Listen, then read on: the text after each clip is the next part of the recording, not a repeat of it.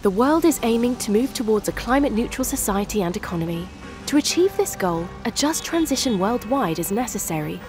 We need renewable energies and low-carbon transport vehicles to reduce CO2 emissions. This transition cannot be achieved without an increased amount of important raw materials, such as iron, copper, and cobalt. These pass through complex global supply chains before ending up in low-carbon technologies for the energy and mobility transition. Let's take a look at how we can produce power without the need for fossil fuels. Wind turbines, for example. To produce one wind turbine, we require up to 600 tons of steel. Steel is made from iron ore, which is mined in many countries around the world, for example, Mongolia. There, iron ore is extracted in large-scale mines. Mongolia is an exporter of iron ore among other raw materials. In 2021 alone, Mongolia exported almost $1 billion worth of iron ore. Despite its important contribution to the economy, the mining sector has adverse impacts on the environment and people. Iron ore mining can lead to environmental degradation and loss of biodiversity due to high water consumption, the contamination of water, soil and air, and other environmental impacts. This can have severe consequences for the local population and result in the loss of livelihoods and displacement. Especially Mongolia's herding communities are affected when losing grasslands for their cattle. However, good governance in the mining sector can help minimize social and environmental risks and realize the economic potential of the sector. Associated economic activities and skills development can strengthen the local economy by creating direct and indirect jobs. To transport the electricity produced by wind turbines to our homes, we need power lines. The production of these power lines requires large amounts of copper. South America is the most important region for copper mining. Peru is currently the second largest producer of copper. The environmental impacts of copper mining can lead to social conflicts with surrounding communities. Copper is often mined on indigenous land and can result in violations of indigenous rights and forced resettlement. Women are disproportionately affected by the negative impacts of mining, and they have less share in the benefits than men. And yet, copper mining does also create opportunities for producing countries. Public revenues generated in the extractive sector can contribute to development. They can be invested in social services, education, and infrastructure.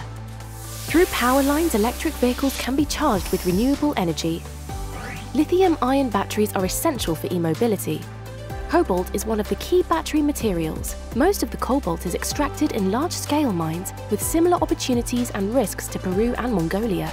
The Democratic Republic of the Congo has by far the highest production volume of cobalt, with over 70% of the world's output. Over 10% of the world's cobalt production comes from artisanal and small-scale mining, also called ASM from the DRC. ASM of cobalt is known to come with many social risks. The working conditions are often hazardous. The lack of safety precautions in ASM can have negative impacts on the health of workers and can lead to severe or even fatal accidents. Child labour is one of the biggest challenges in the sector and leads to numerous violations of children's rights. However, in rural parts of the DRC, there are often little employment opportunities and hardly economic alternatives to ASM.